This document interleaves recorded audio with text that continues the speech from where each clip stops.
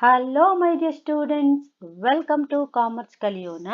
ಇವತ್ತು ನಾವು modern approach of ಅಕೌಂಟಿಂಗ್ನ ಬಗ್ಗೆ ತಿಳ್ಕೊಳ್ಳೋಣ.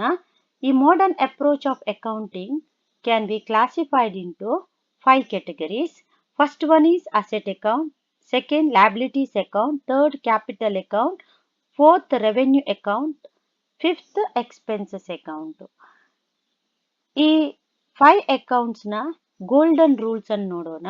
Golden rules of modern approach ಯಾವುದೆಲ್ಲ?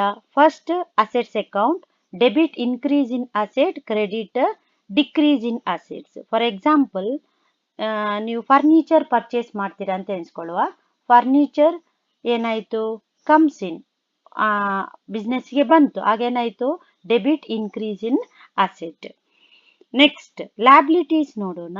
ಲ್ಯಾಬಿಲಿಟೀಸ್ ನ ರೂಲ್ ಏನು ಹೇಳ್ತದೆ? Debit decrease in liabilities, credit increase in liability. For example, taken a loan, ನೀವು ಲೋನ್ ತಗೊಳ್ತೀರಿ ಅಂತ ಎನ್ಸ್ಕೊಳ್ಳುವ. ಲೋನ್ ತಗೊಂಡಾಗ ಲ್ಯಾಬಿಲಿಟಿ ಏನಾಯಿತು?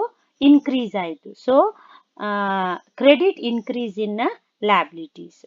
Next third one, capital account. Capital account ಏನು ಹೇಳ್ತದೆ? Debit decrease in capital, credit increase in capital.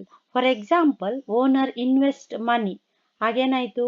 Capital credit ಆಯಿತು, credit increase ಆಯಿತು ಅಲ್ವಾ? Next revenue account. ರೆವೆನ್ಯೂ ಅಕೌಂಟ್ನ ರೂಲ್ಸ್ ಏನು ಹೇಳ್ತದೆ? Debit decrease in income, credit increase in income. ಕರೆಕ್ಟಾ? For example, sell goods ಏನಾಗ್ತದೆ? ಸೇಲ್ಸ್ ಅಕೌಂಟ್ ಕ್ರೆಡಿಟ್ ಆಗ್ತದೆ, ಅಂದ್ರೆ ಸೇಲ್ ಮಾಡಿದಾಗ ಇನ್ಕಮ್ ಜಾಸ್ತಿ ಆಗ್ತದೆ. So credit increase in income. Next expenses account ಏನ್ ಹೇಳ್ತದೆ rules? Debit increase in expenses, credit decrease in expenses. For example, paying rent, rent ಒಂದು ಜಾಸ್ತಿ ಆಯಿತು, ಎಕ್ಸ್ಪೆನ್ಸಸ್ ಜಾಸ್ತಿ ಆಯಿತು. So rent account always in debit. ಈ ರೀತಿಯಾಗಿ ಮಾಡರ್ನ್ ಅಪ್ರೋಚ್ ಆಫ್ ಅಕೌಂಟಿಂಗ್ ಅನ್ನು ನಾವು ಫಾಲೋ ಮಾಡುವಂಥದ್ದು.